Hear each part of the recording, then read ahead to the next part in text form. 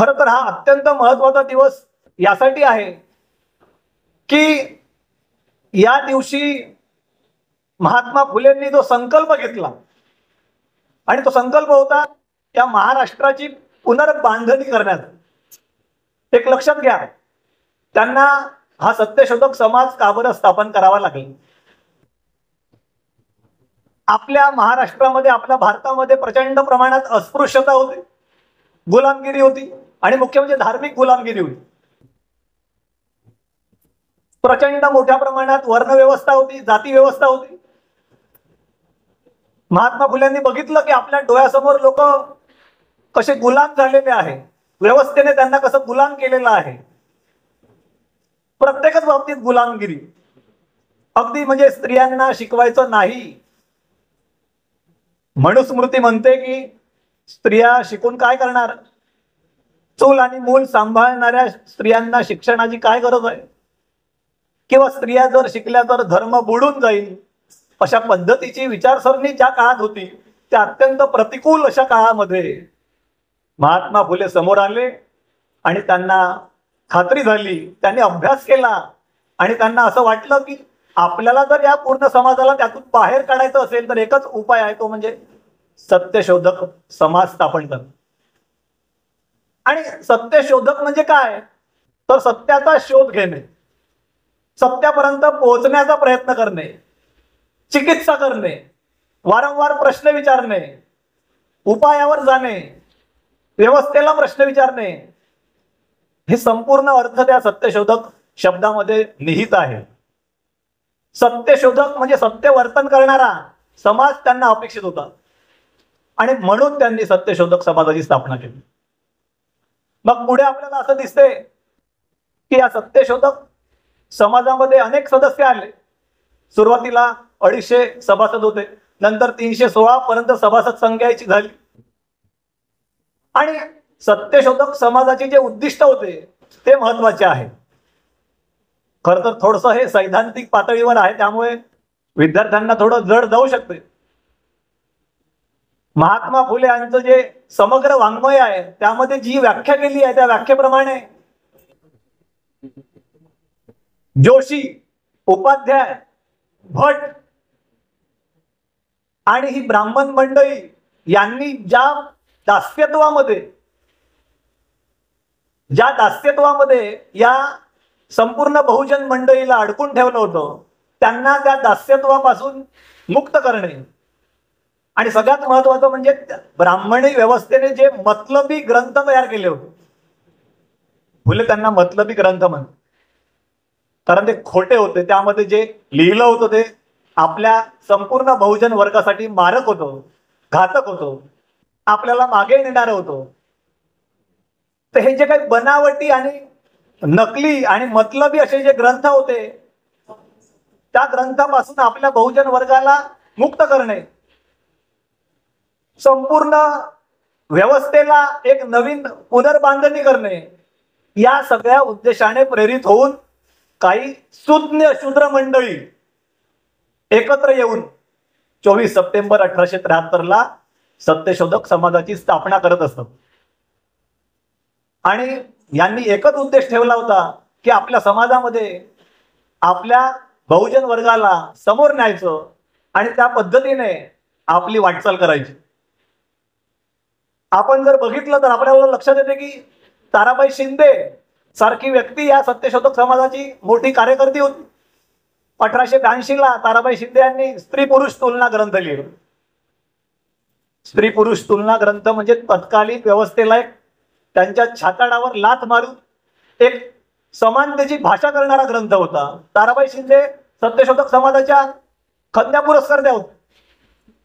सावित्रीबाई फुले या खंद्या पुरस्कर्त्या होत्या. आता मी त्या चरित्रात खोलात शिरत नाही. सावित्रीबाई लहानपणापासूनच चिकित्सक बुद्धीच्या होत्या. त्या सतत प्रश्न विचारायच्या आणि त्यातूनच मग त्यांना व्यवस्थेला प्रश्न विचारण्याची हिंमत निर्माण झाली. पुढे आपण बघतो की 1905 ला वर्ध्याला लक्ष्मीबाई नायडू या सत्यशोधक समाजाच्या कार्यकर्त्या होत्या. त्यांनी 5000 स्त्रियांचं सत्यशोधक समाज परिषद भरवली आणि ती मोठ्या नेटाने यशस्वी केली. पंजाबराव देशमुख, बाबासाहेब आंबेडकर, मोठी मोठी मंडळी या सत्यशोधक समाजाची कार्यकर्ते म्हणून त्यांनी भूमिका पार पाडली. अशी खूप मोठी मंडळी आहे ज्याबद्दल आपल्याला सांगता येईल. फक्त मला काय सांगायचं आहे ते विद्यार्थ्यांनी लक्षात घ्यावं. ते म्हणजे असं की अलीकडे विद्यार्थी प्रश्न विचारत नाही. आता आम्ही वर्गात शिकवतो, आम्ही त्यांना स्वतःहून म्हणतो की आम्हाला 100 प्रश्न विचारा, आम्हाला पगार मिळतो, आम्हाला तुम्हाला उत्तरं द्यायची आहे आणि आम्हाला तुम्हाला समोर न्यायचं आहे. तुम्ही घाबरू नका, लाजू नका, आम्हाला प्रश्न विचारा. परंतु वर्गात कोणताच विद्यार्थी प्रश्न विचारत नाही, निमूटपणे बसलेले असतात. आणि त्यामुळे काय होते, त्यामुळे परिणाम आपण काय बघतोय आज, की आपल्या देशामध्ये ज्यांच्या हाती सत्ता आहे त्यांना माहित आहे इथे कोणी प्रश्न नाही विचारत. आणि प्रश्न विचारतच नाही तर मग वरच्यांची मनमर्जी होते आणि तो वरचा व्यक्ती, उच्चवर्णीय समाज आपल्या बहुजन वर्गाला शोषण करत असतो. तेव्हाही काय झालं, 200 वर्षापूर्वी फुलांच्या समोर जी स्थिती होती ती आज आहे. त्या स्थितीमध्ये आणि आजच्या स्थितीमध्ये काहीही फरक नाही आहे. तेव्हाही मनुस्मृती होती, आजही पुन्हा मनुस्मृती डोकं काढत आहे. तेव्हाही धार्मिक गुलामगिरी होती, आजही धार्मिक गुलामगिरी आहे. एक लक्षात घ्या, फक्त काळ बदलला पण आपण सत्यनिष्ठ झालो नाही, आपण डोळस झालो नाही. आपल्यामध्ये अजूनही अंधश्रद्धा आहे. आणि हा जो कार्यक्रम घेण्याचा उद्देश आहे तोही हाच आहे की आपल्याला डोळस व्हायचं आहे, आपल्याला व्यवस्थेला प्रश्न विचारायचे आहे.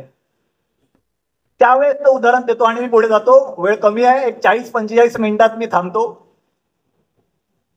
सावित्रीबाई फुले यांच्या वर्गातली एक विद्यार्थिनी होती. तिला जेव्हा बक्षीस मिळालं तर बक्षिसासाठी जेव्हा तिला मंचावर बोलावलं तर तेव्हा बक्षीस देणाऱ्याने तिला विचारलं की तुला काय पाहिजे, खाऊ पाहिजे का, किंवा तुला काही बक्षीस हवं आहे का. तर त्या मुलीचं उत्तर होतं, मला खाऊ नको, मला बक्षीस नको, मला पुस्तक पाहिजे आणि माझ्या शाळेमध्ये मला ग्रंथालय आणून द्या. ही त्यावेळेसची एक चुणचुणीत मुलगी व्यवस्थेला एक प्रश्न विचारते, ज्ञानाकडे वळण्यासाठी ती सज्ज होती. आजच्या विद्यार्थ्यांनी किती लोकांनी पुस्तकाकडे पाठ फिरवली आहे आपण पाहतो आहे. मोबाईल नावाचं खेळणं आपल्याकडे आलेलं आहे. त्यामुळे काय झालं आहे, साधं एक वर्तमानपत्र सुद्धा आपण वाचायला मागे पुढे पाहतो. अनेक तरुण मंडळींनी कितीतरी दिवस झाले वर्तमानपत्रही पाहिलं नसेल, अशी अवस्था आहे. त्यावेळेस मुक्ता साळवे नावाची मुलगी होती. त्या मुक्ता साळवेंनी त्यावेळेस इंग्रजांसमोर एक छान निबंध, म्हणजे महार मांगाविषयी, महार मांगांच्या दुःखाविषयी या विषयाचा एक निबंध लिहिला. आणि त्या निबंधामध्ये काय प्रश्न केलाय त्यांनी, एका छोट्या चिमुकली मुली, की वेद जर आमच्यासाठी नाही, वेदाचं पठण आणि वाचन जर बहुजन वर्ग करू शकत नाही तर हे भगवंता आमचा धर्म कोणता आहे, नेमकं आम्ही कोणत्या धर्माच्या अनुसरून चालायचं. अत्यंत मोठा प्रश्न असा त्या चिमुकलीने त्या निबंधामध्ये विचारलेला आहे. आजच्या विद्यार्थ्यांमध्ये ही चिकित्सा आहे का, आपण त्याप्रमाणे खरं काय खोटं काय जाणून घेतो का. ही सत्यशोधक चळवळीचा उद्देश काय आहे, खरं काय खोटं काय याची निवड करता आली पाहिजे, सत्य काय असत्य काय याची निवड करता आली पाहिजे. आणि सत्यापर्यंत पोहोचलंच नाही पाहिजे तर त्याचा सतत प्रयास केला पाहिजे. अलीकडे काय झालं आहे, जसं आपल्या व्हॉट्सअपवर येते, जसं आपल्या फेसबुकवर येते, तसं आपण सरसकट ते मॅटर असं स्वीकारत असतो आपण. आणि त्यालाच सत्य मानून आताची जी नवीन पिढी आहे ही चालत आहे. आणि त्यांना आताचं खोटं खरं वाटत आहे, कारण इतिहासाचा अभ्यास नाही आहे. अभ्यास करण्यासाठी त्यांना काही फारसा इंटरेस्ट नाही आहे. त्यामुळे जे खोटं आपल्या ताटामध्ये येत आहे त्यालाच आपण खरं समजून पुढे चाललो आहे. आणि म्हणून अशा कार्यक्रमाची गरज आहे आणि म्हणून सत्यशोधक चळवळीची अत्यंत आवश्यकता आहे. तर आजच्या पिढीने नेमकं काय केलं पाहिजे. एक तुमच्याच मोहप्याचे अरविंद माळी, सगळ्यांना नाव माहीत आहे, त्यांनी सत्यशोधक प्रबोधन नावाचं पुस्तक लिहिलेलं आहे. त्या सत्यशोधक प्रबोधन पुस्तकात त्यांनी सुंदर मांडणी केली आहे. त्याच्यामध्ये त्यांनी एक मुद्दा लिहिला आहे, नशेचे अर्थशास्त्र. आता कोणी वाचलं असेल तर हे नशेचे अर्थशास्त्र काय आहे, तर आपल्याला आजही तरुण मंडळीला उच्चवर्णीयांकडून धार्मिक नशेमध्ये तुम्हाला गुंतवून ठेवण्याचा प्रयत्न कर. आता धर्म म्हटल्यावर एक लक्षात घ्या, तुमच्या श्रद्धेला विरोध नाहीये. महात्मा फुलेंनी पण श्रद्धेला विरोध नाही केला. आराधनेला, उपासनेला कोणाचा विरोध नाहीये. राज्यघटनेने सगळ्यांना धार्मिक स्वातंत्र्य दिलं आहे. फक्त मुद्दा आहे की अंधश्रद्धा आणि श्रद्धा या दोहोंमध्ये खूप पुसटशी अशी सीमारेषा आहे आणि ती आपल्याला ओळखता येत नाही. आणि म्हणून श्रद्धेच्या नावाखाली आपल्याकडून बऱ्याच अंधश्रद्धा जन्माला येतात. तुम्ही कार्ल मार्क्सचं नाव ऐकलं आहे. मार्क्सने काय केलं आपल्या देशामध्ये? मार्क्सने आपल्या देशामध्ये सगळ्यात पहिल्यांदा पुरोहित लोकांकडून जो काही त्यांच्या कामगारांवर अन्याय होत होता तो अन्याय बंद केला, नव्हे तर धर्म नष्ट केला आणि आर्थिक प्रगतीचा मार्ग स्वीकारला आणि त्या देशामध्ये आर्थिक क्रांतीची बीजारोपण केली. एक लक्षात घ्या, तिकडे दक्षिणकडे जर आपण विचार केला तर यंग रामस्वामी यांनी खूप मोठं काम केलेलं आहे. सांगण्याचं तात्पर्य असं, आपल्याला आता पुन्हा एकदा सत्यशोधक चळवळीकडे वळण्याची गरज आहे. आपण आता पाहतो आहे की 200 वर्षामध्ये म्हणजे सावित्रीबाई गेल्या आणि सावित्रीबाई सोबतच सत्यशोधक समाज मृतप्राय झाला. आता 1890 महात्मा फुले यांचं निधन झालं आणि 1890 ते 1897 या 7 वर्ष सावित्रीबाई फुले स्वतः या सत्यशोधक चळवळीच्या अध्यक्ष होत्या, कार्यकर्त्या होत्या. त्या दरम्यान सावित्रीबाई फुले यांनी सासवड येथे सत्यशोधक साहित्य संमेलनाचं अध्यक्षपद सुद्धा भूषवलं आहे. पण सावित्रीबाई गेल्यानंतर काय झालं हा खूप मोठा प्रश्न आहे. खूप मोठा. जसं या महोप्यामध्ये आता तब्बल 20 वर्षाची गॅप पडली आणि आज आपल्याला पुन्हा त्या विचारांची आवश्यकता वाटत आहे. महात्मा फुले यांचं निधन होण्यापूर्वी महात्मा फुले सर्वांना सांगून गेले की बाबांनो, मित्रांनो, बंधूंनो, सत्याची कास सोडायची नाही. सत्याला जिंकायला उशीर लागतो परंतु शेवटी सत्याचाच विजय होतो आणि मी आयुष्यभर सत्याचा साथीदार आहे म्हणून मला मरताना समाधान वाटत आहे.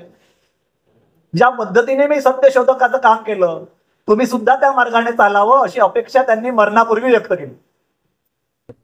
मग आपण लोक महात्मा फुलेंचे अनुयायी आहोत.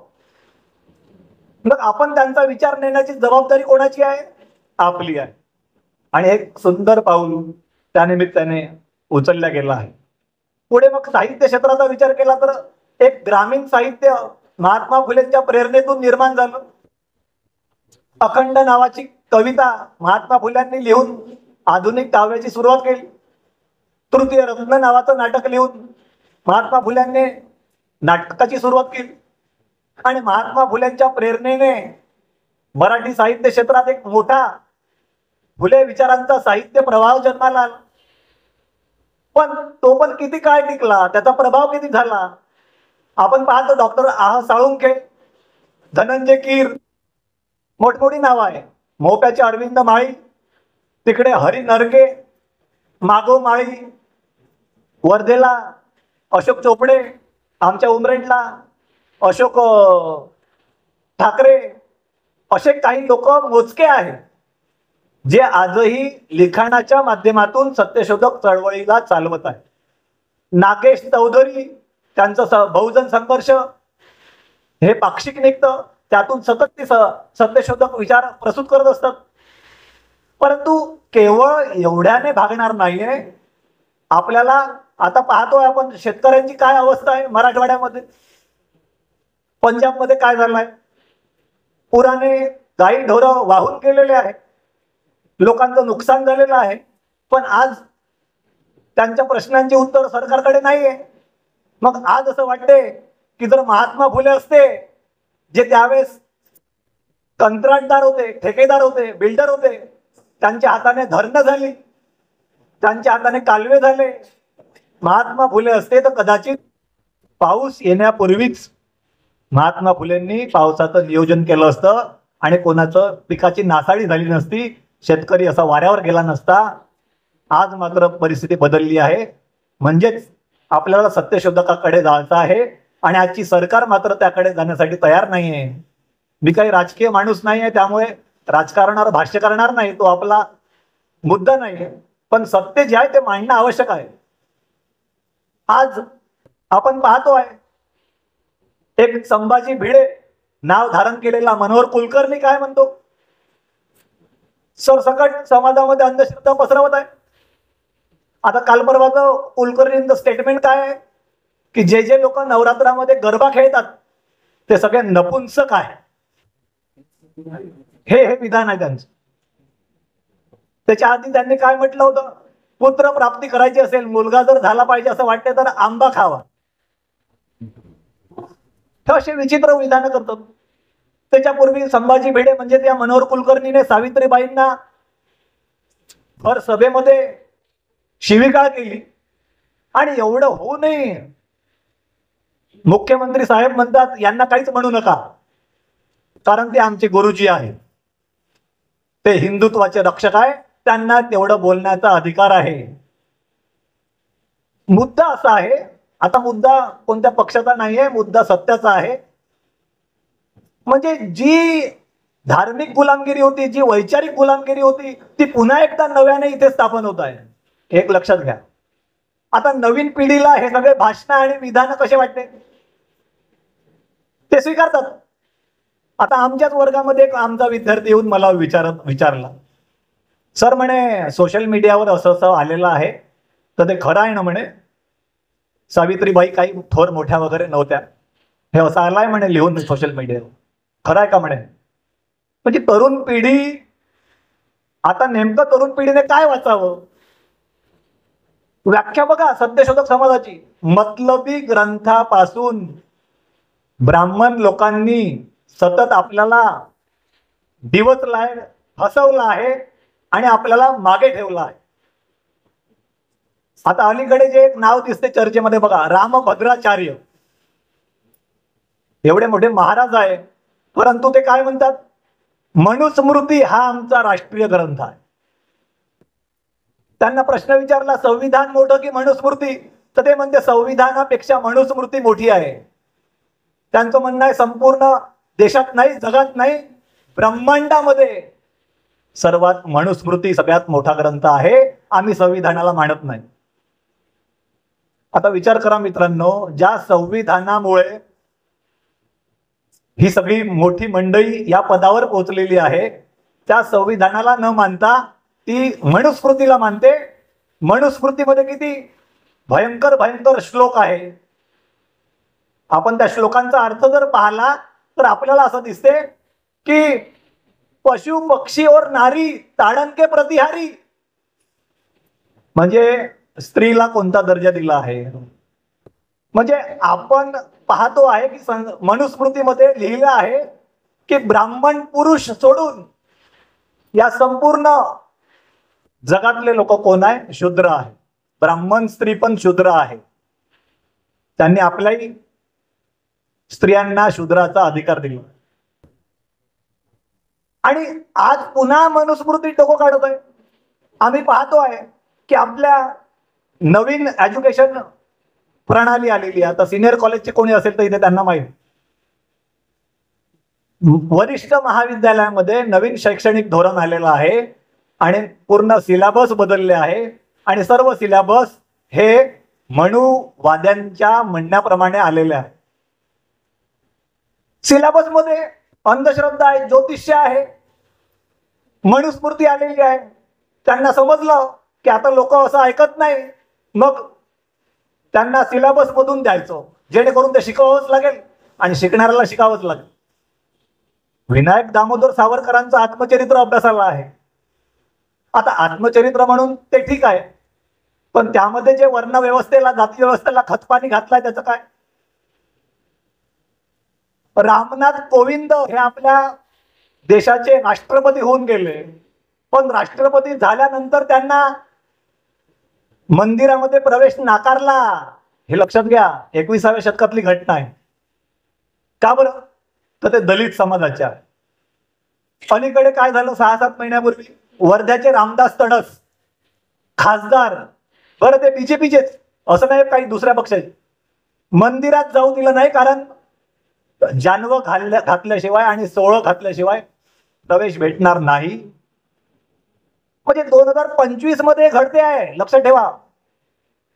200 वर्ष आधीची परिस्थिती आणि आताची परिस्थिती.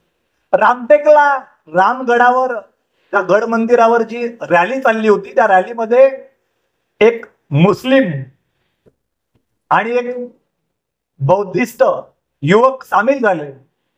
आता वाटलं त्यांना आपणही रामटेकला जावं, तर काही बजरंग दलाच्या लोकांना ते लक्षात आलं आणि त्या दोन्ही पोरांना मारहाण केली. एवढी मारहाण केली की त्यातला एक युवक मरण पावला. ते लक्षात घ्या काय चालू आहे. आता परवा नरवा काय बातमी आली आपल्याकडे की मुस्लिम लोकांना गरबा वगैरे पाहता येणार नाही किंवा तिथे कोणती एंट्री नाहीये, त्यांना नो एंट्री. का बरं? तर ते जर आले तर सगळं वातावरण गढूळ होते आणि आपल्या हिंदू मुलींशी ते प्रेम प्रकरण करतात आणि त्यांचा विवाह होतो. त्याला नाव दिलं त्यांनी लव्ह जिहाद. आणि एंट्री घेताना प्रत्येकाच्या अंगावर काय शिंपडत आहे? गोमूत्र शिंपडत आहे. गोमूत्र शिंपडून धागा वगैरे बांधून टिक्का वगैरे लावून त्यांनी एंट्री घ्यायची, नाहीतर त्यांना कोणतीच एंट्री भेटणार नाही. म्हणजे कुठे चाललो आपण? आणि बरं, हे सगळं आपल्या डोळ्यासमोर घडते आहे, तरी व्यवस्थेला कोणी प्रश्न विचारत नाहीये आणि जो कोणी विचारते आहे त्याची कत्तल होते. कलबुर्गी, नरेंद्र दाभोळकर, गोविंद पानसरे, गौरी लंकेश, काय होऊन राहिलं? यांच्या हत्या झाल्या. सत्य बोलल्यावर यांची हत्या होते. या देशामध्ये जो जो सत्य बोलेन तो एक तर देशद्रोही ठरतो किंवा त्याची गळचेपी होते. निखिल वागडे हल्ला झाला. श्याम मानव अंधश्रद्धा निर्मूलन समितीच्या राष्ट्रीय अध्यक्ष आहे, कित्येक हल्ले झाले त्यांच्यावर. आपण पाहतो आहे की निरंजन टकले, इतकं मोठं नाव आहे, त्यांच्यावर कित्येकदा हल्ला झाला. म्हणजे या व्यवस्थेला आपण प्रश्न विचारायचे नाही का? महात्मा फुल्यांचे अनुयायी म्हणून आपण त्यांना प्रश्न विचारायचे नाही का? आणि प्रश्न विचारले नाही तर आपलं तोंड पुन्हा दाबण्यात येईल आणि आपण पुन्हा त्या धार्मिक गुलामगिरीमध्ये जगू, नाही का? प्रदीप मिश्रांनी सांगितलं की सकाळी उठून पिंड म्हणजे महादेवाच्या पिंडावर बेल व्हायचं, तर आपल्या सगळ्या ओबीसी बाया आणि बहुजन वर्गातले बाया सगळ्या सकाळ झाली की चालले सगळे बेलपत्र व्हायला. का बरं? तर बेल वाहल्याने सगळे प्रॉब्लेम सॉल्व्ह होतात, असं महाराज म्हणतात. कुठे चाललोय आपण? मी पुन्हा एकदा सांगतो, श्रद्धेला विरोध नाही, पूजेला विरोध नाही, फक्त ती करताना आपल्याला कोणत्या अर्थाने करायची आहे. फुल्यांनी एकेश्वरवादी होते. महात्मा फुल्यांनी एकच देव मानला, निर्मिक मानला, जेणेकरून धर्माचं विघटन होऊ नये. तर आपल्याला त्या तत्वावर चालावं लागेल, त्याशिवाय आपली प्रगती नाही. तुम्हाला एक शब्द माहित आहे की नाही माहित नाही मला, मिथक. मिथक मिथक शब्द ऐकला असेल तुम्ही. मिथ्या म्हणजे खोटं. मिथक साहित्य आणि संस्कृती नावाचं डॉक्टर अशोक राणांचं पुस्तक आहे. त्यामध्ये मिथक म्हणजे काय आणि रोज कसे नवीन नवीन मिथक जन्माला येतात, रोज कसे नवीन नवीन खोटे जन्माला येतात आणि त्या खोट्याला आपण खरं मानून कसं जगत राहतो, हे सुंदर त्या मिथक साहित्य आणि संस्कृतीमध्ये राणा सरांनी मांडलेलं आहे. तर आताची जे उच्चवर्णीय आहे हे मिथकांची निर्मिती करून राहिलेले आहे. थोडस मी शेवटाकडे जातो आणि मग थांबतो. बोलायला बरंच काही आहे, पण पुन्हा डॉक्टर गजबे सर पुढे हाच मुद्दा विस्ताराने मांडणार आहे. आज सत्यशोधक समाजाची किंवा चळवळीची गरज का बरं आहे? तर अजूनही अस्पृश्यता केली नाही म्हणून गरज आहे, अजूनही हुंडा पद्धती केली नाही म्हणून गरज आहे. त्यावेळेस महात्मा फुल्यांनी सत्यशोधक पद्धतीने विवाह लावले, काही खर्च न करता. कोणताही प्रकारचा मोठा खर्च न करता, कर्ज न काढता, आता बोलायला काही हरकत नाही, सूर्यकांतजी डांगोरे यांच्याकडे ते दोन्ही म्हणजे ते दाम्पत्य सत्यशोधक विचाराने त्यांनी गृहप्रवेश केला, लग्न केली.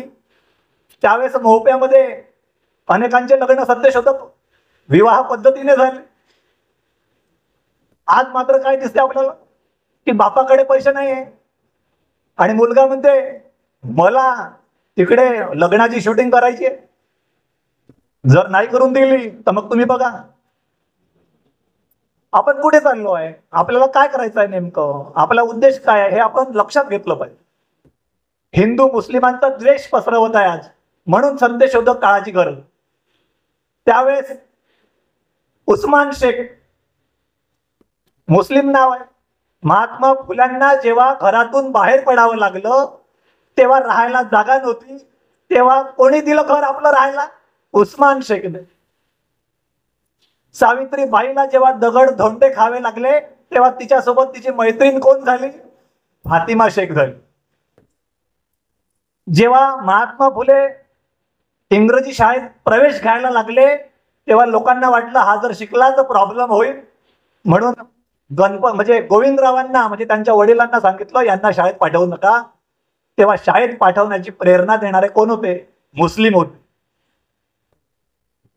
मग तेव्हा आपल्याला मुस्लिम चांगले होते आणि आज केवळ आपल्याला वरून हिंदू मुस्लिम दोघांमध्ये दरी निर्माण केली आणि आपण त्याप्रमाणे वागणं काही योग्य नाही, ते सुद्धा आपल्याला या निमित्ताने विचार करावा लागेल.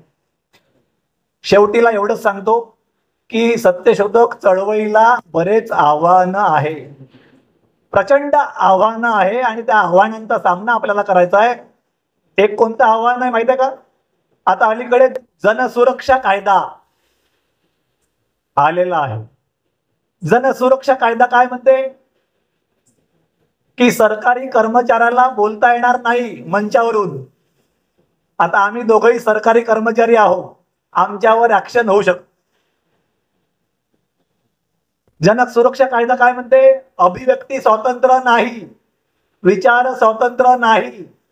इकडे फुले काय म्हणतात? सत्यशोधक समाजाची स्थापना का बरं केली आपण? प्रत्येकाला स्वतंत्रपणे विचार करता आला पाहिजे, स्त्रियांना सुद्धा स्वतंत्र विचार करता आला पाहिजे, यासाठी सत्यशोधक चळवळीची स्थापना झाली. आणि आता पुन्हा तोच प्रश्न आला, बोलायचं की नाही बोलायचं. म्हणून अनेक लोक बोलतच नाही, त्यांना भीती वाटते मला अटक होईल. काल परवाचं उदाहरण सगळ्यांना माहित आहे. लेह लडाख मध्ये काय झालं? त्या लेहमध्ये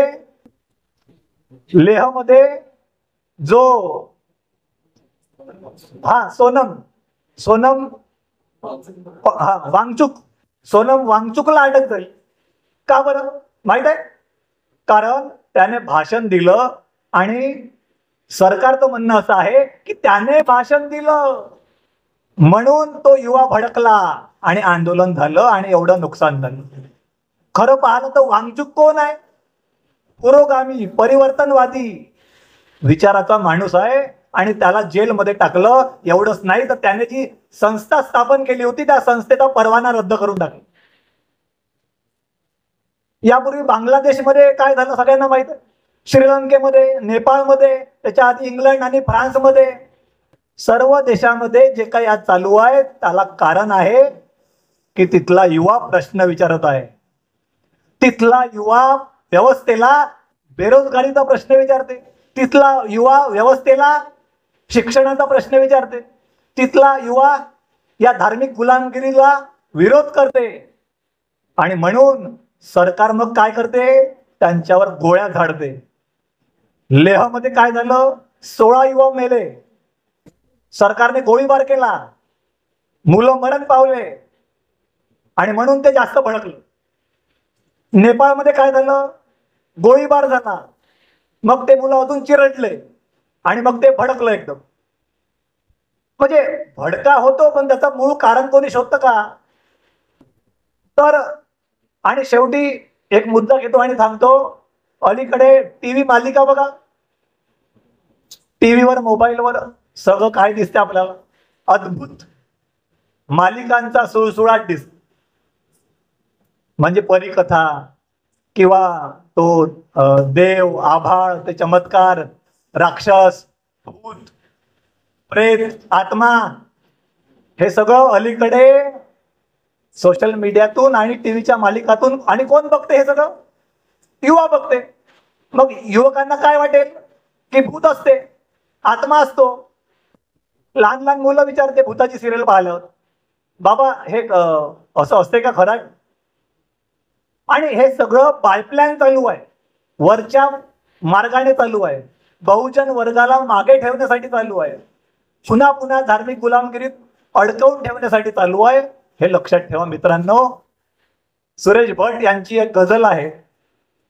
आता राऊत सरांचं म्हणणं होतं की सर थोडस एखादी गझल वगैरे होऊन जाऊ द्या. तर ते एका गझलेत असं म्हणतात, हेही असेच होते तेही तसेच होते, हेही असेच होते तेही तसेच होते, आपापल्या ठिकाणी सारे ससेच होते. म्हणजे कोणीच काही करत नाही, आपण मूकपणे सगळं सहन करत असतो.